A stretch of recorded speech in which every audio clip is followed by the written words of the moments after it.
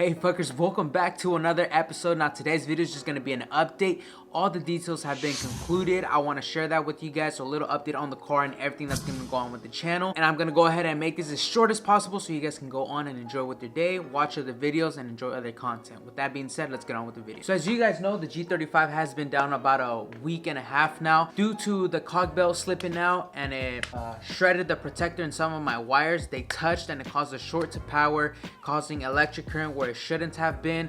And even though the fuse blew, a tiny bit of electric current still passed through and it ended up frying my ECU. We checked all the wires, all the grounds, everything seemed to be fine. I took my ECU to actually one of you guys. Shout out to Anthony Morales. I think he commented on last video. He said he lived locally around me and he said he knew a lot about circuits and stuff. So I went ahead and met up with him, an awesome dude, and showed him my ECU, and he was able to look it over, and he concluded that there are some damage, I don't know what they are, like resistors or something in the ECU that looked fried, damaged, and like melted. So with that being said, the ECU is officially damaged, so we are going to be getting another one. Now I know a lot of you guys recommended me get like a Haltech ECU, a stronger ECU. They are pretty pricey. They're around $1,200, so it's a little bit up there. And it makes sense though to upgrade your ECU if this one already messed up. But the one I'm gonna go with makes the most sense to me, and I'm gonna go with an ECU that's gonna be sold to me by Static Martin, who produces content over at Static Garage, the same person that sold me his Supercharger kit.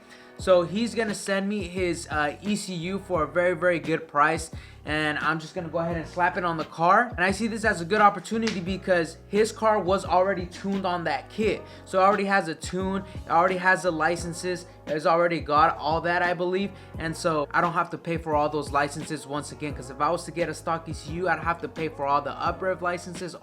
Dude, it's gonna add up to like $1,500, dude. It's really expensive to get a tune, man. So with that being said, I'm gonna have that ECU sent over by Martin to install on the G35, and hopefully we can get the G started that way. And I wonder how good it's actually gonna run, because it might actually run good since it was already tuned on the Supercharger with the tuner over there, of course, down in SoCal. So it could run good. Though I'm definitely 100% going to be doing a retune, of course. So I am going to be heading back to Admintune so I can go ahead and dyno the G35 for the third time. That is crazy ridiculous and just crazy money, bro. Like I want to keep the G35 alive. I want to keep the channel alive, and I'm trying my best to, you know, keep it on the channel. Since the G35 is going to be getting retuned, I might as well just throw a little bit more parts in there to see if we can make a little bit more power. Here are two parts that I'm going to be picking up before the retune. One I already ordered, and that is the Treadstone intercooler. Now this is a major upgrade from the stock intercooler that comes with the Vortech kit.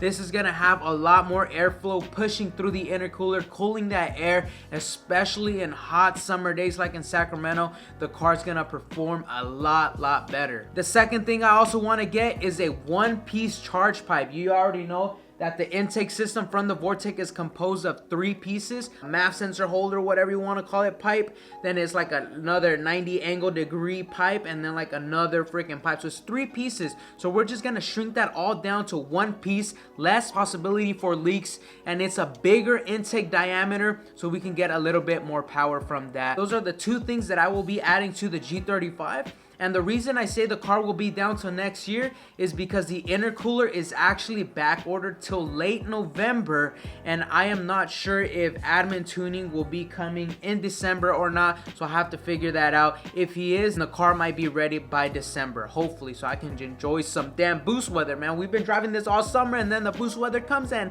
it just decides to break. I know if you guys follow me on Instagram, I know I also wanted to add a fuel return system, and the only reason I do not want to add that quite yet is because I've been researching in forums, researching in other videos, other builds, and people who do run upgraded fuel rails add some serious power to this. So like, if you add the fuel rails, most of the people that add the fuel rails, they're well crossing the 500 wheel horsepower on that blower. So like 500 wheel horsepower on a G35 on a stock block, that is extreme. If 400 or 450 wheel horsepower was already pushing it, imagine 500. You're like, bro, you're like on the 1% if it doesn't blow.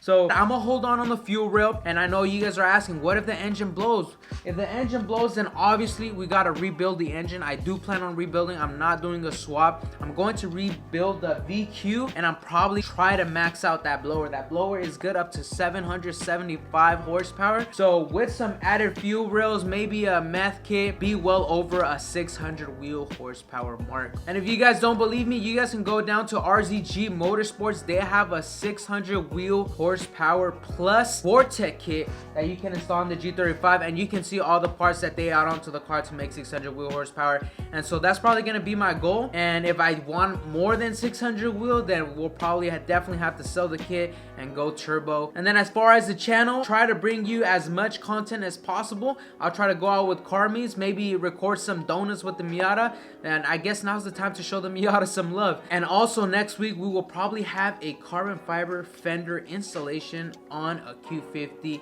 and it's gonna complete the look. He just got his carbon hood, he's got carbon trunk, he's got carbon like everywhere. It's gonna complete his look. It's on Nismo wheels, and he's about to bag it too, so it's about to look absolutely beautiful. We'll try to have that to you on the channel next week, so stay tuned for that.